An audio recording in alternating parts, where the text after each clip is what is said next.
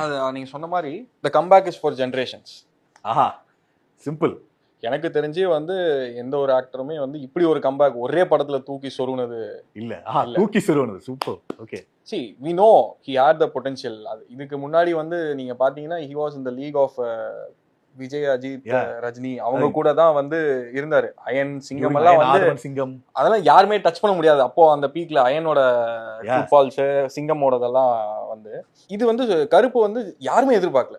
இப்படி வந்து பின்னி பெடல் எடுக்கும் அப்படின்னு 4th வீக் 5th வீக் வரைக்குமே வந்து, அதாவது ஓடிடி இன்னொரு 2 வீக்ஸ் தள்ளி வந்திருந்தா இன்னும் தியேட்டர்ல ஓடிட்டு இருந்திருக்கும். எஸ், அது ஒண்ணு. என்ன ஓடிடி வந்தப்ப கூட அந்த ஃபுட்பால் நல்லா இருந்துச்சு. சோ அது வந்து இன்னொரு 2 வீக்ஸோ 3 வீக்ஸோ தள்ளி வந்திருந்ததுன்னா இன்னமும் தியேட்டர்ல பயங்கரமா அது பெர்ஃபார்ம் பண்ணிருக்கும். No doubt about it.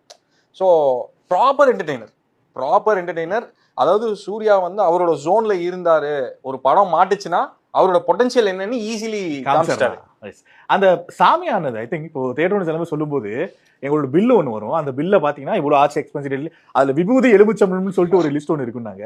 JK இப்படி லைக் எவ்ரி அதர் ஷோ 2 பேர் 3 பேர் சாமி ஆடிட்டே தான் இருந்தாங்க. நமக்கு என்னன்னா அவங்க கருப்பா அவங்க பத்திரமா வெளியே போயிடணும் அப்படிதான் இருக்கு. பட் அதுதான் சொல்றேன்ல, இது வந்து ஒன் ஃபார் ஜென்ரேஷன். ஏன்னா இப்படி வந்து ஒரு படம் வந்து பப்ளிக்கோட கனெக்ட் ஆகி மாசஸோட கனெக்ட் ஆகி இப்படி இது பண்ணது வந்து அதான் சொல்றேன். இந்த மாதிரி ஒரு கம்பேக் தான் எல்லாரும் கம்பேக். ஓகே.